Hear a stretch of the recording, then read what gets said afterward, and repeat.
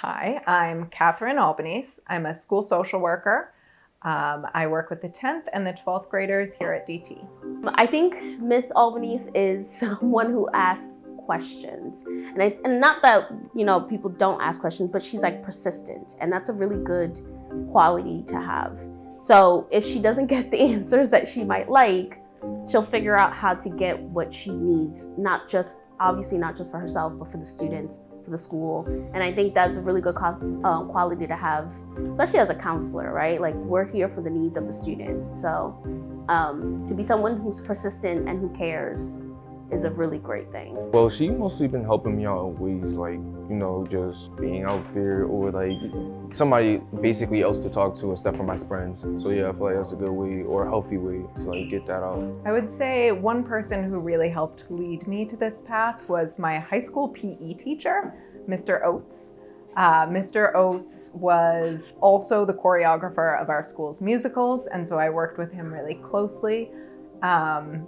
I was a horrible PE student, so it's sort of ironic that he was my favorite teacher, but he really encouraged me to pursue my dance career, and I worked closely with him in the school musicals, and I think it's really full circle that I now work at a art-based high school. I think everyone just in general should talk to a counselor. But specifically Ms. A, yeah, if you feel like you're just having a bad day or you need a moment, she's a really great sounding board. So if that is your counselor that you're assigned to, yeah, absolutely. I think my role impacts the school in the way that I try to be a driver for recognizing students' mental health, social development, some of the things that teachers might not always be thinking of at the forefront of their minds. I'm usually the person in the room bringing up concerns related to students' mental health concerns.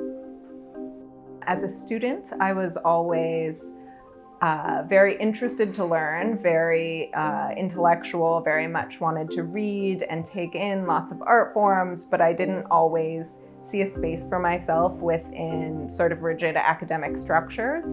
And I think I see a lot of myself as a student in DT students in that DT students are often really nerdy and creative, but don't always fit inside the box. And I think in that regard, that helps me counsel DT students because I've been there.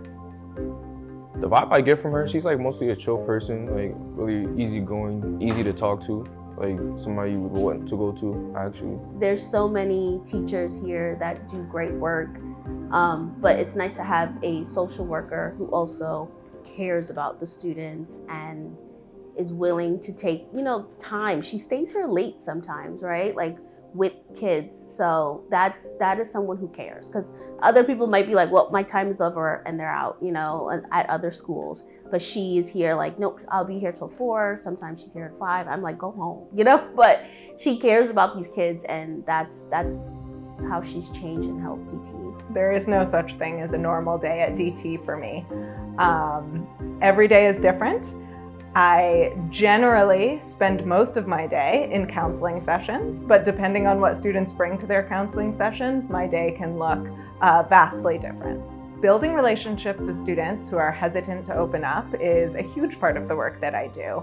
Understandably, not every student wants to talk to a counselor, so I just try to meet students where they're at and get curious about them. I think I genuinely enjoy getting to know students, getting to know new people, and so that's a huge part of my job, is just meeting students where they're at and figuring out how to help them open up.